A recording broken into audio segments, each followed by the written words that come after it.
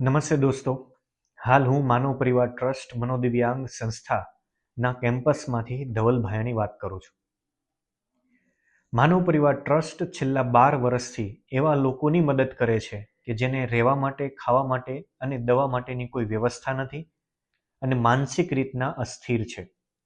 આવા લોકોને સંસ્થા ખાવાનું, રહેવાનું અને દવાની વ્યવસ્થા છેલ્લા 12 વર્ષથી કરતી આવી છે. આ માનવ પરિવાર ટ્રસ્ટ ભાવનગર જિલ્લામાં પાલીતાણા તાલુકામાં પાલીતાણા સોનગઢ રોડ ઉપર આવેલા ઘોડીઢાળથી ગારિયાધાર રોડ ઉપર આવેલી છે, જ્યાં હાલ 300 કરતાં પણ વધારે મનોદિવ્યાંગ છે. છેલ્લા 6 મહિનાથી માનવ પરિવાર ટ્રસ્ટમાં મહિલા સેક્શન પણ અમે શરૂ કરેલો છે કે જ્યાં હાલ મહિલા અને પુરુષો માટે અલગ અલગ વ્યવસ્થા કરેલી છે. અલગ અલગ રૂમો, અલગ અલગ ડાઇનિંગ ટેબલો, બેડ, આ બધી વ્યવસ્થા અત્યારે હાલમાં આપી રહ્યા છે.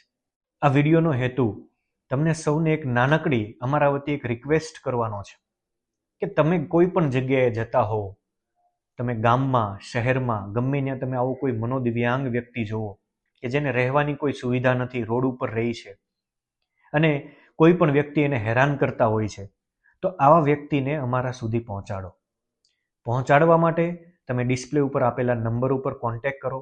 અમે એમ્બ્યુલન્સ લઈને આવશું. કોઈ પણ જગ્યાએ હોય, ગુજરાતમાં કે ભારતમાં, અમે ત્યાંથી એને અહીંયા લાવશું, સારવાર કરશું અને એને અહીંયા તમામ પ્રકારની સુવિધા આપશું. સાથે સાથે મનોદિવ્યાંગ વ્યક્તિઓની સારવાર પણ અહીંયા થઈ રહી છે. જેમ જેમ એની સારવાર સારી થતી જાય છે એમ એના ફેમિલી મેમ્બરોને પણ અમે ઇન્ફોર્મ કરતા હોઈએ છીએ અને એ વ્યક્તિ આનાથી પાછા પણ એને લઈ જતા હોય છે.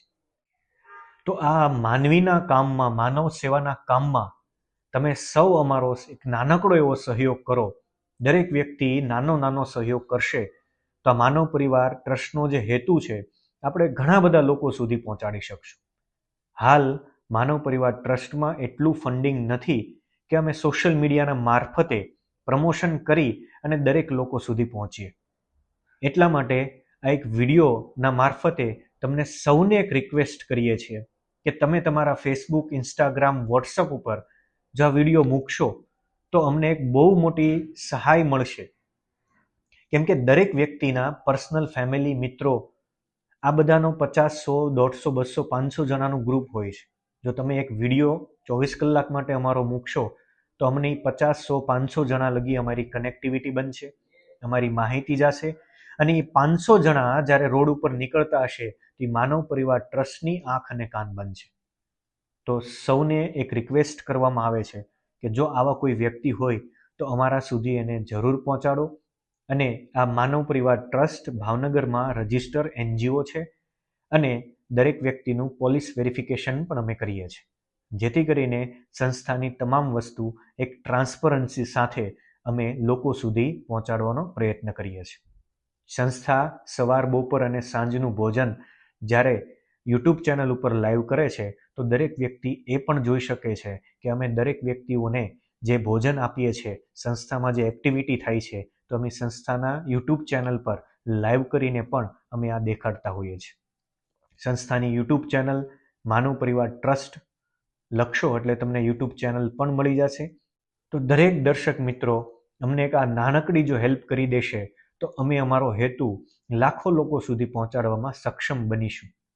તો તમને સૌને રિક્વેસ્ટ કરવામાં આવે છે કે એક દિવસ માટે, ફક્ત એક દિવસ માટે તમે અમને તમારા સોશિયલ મીડિયામાં સ્થાન આપો અને આ માનવ પરિવાર ટ્રસ્ટના હેતુને લાખો લોકો સુધી આપણે પહોંચાડીએ.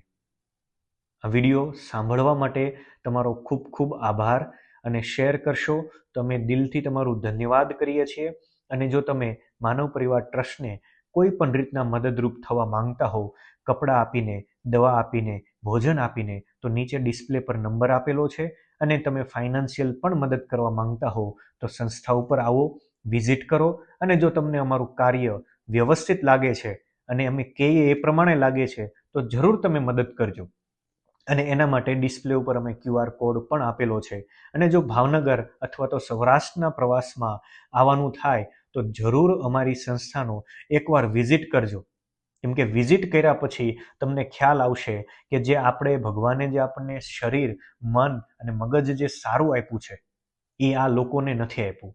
તો એ લોકોની જે સેવા કરવી એ કેટલી અમારા સેવાભાવી વ્યક્તિઓની કેટલી આકરી એક પરીક્ષા છે. અને તમે જ્યારે નજરેથી જોશો એટલે તમને પણ ખ્યાલ આવશે કે આ માનવ પરિવાર ટ્રસ્ટ જે આ 300 કરતાં પણ વધારે પુરુષો અને મહિલાઓને જે સવાર સાંજ અને બપોરનું ભોજન આખું મેન્ટેન કરે છે એ કઈ રીતના કરતી હોય છે. તમારો ફરી એકવાર ખૂબ ખૂબ આભાર. સોશિયલ મીડિયા ઉપર તમારો આ વિડીયો અમારો મુકાય એવી આશા સાથે. જય હિન્દ, જય ભારત.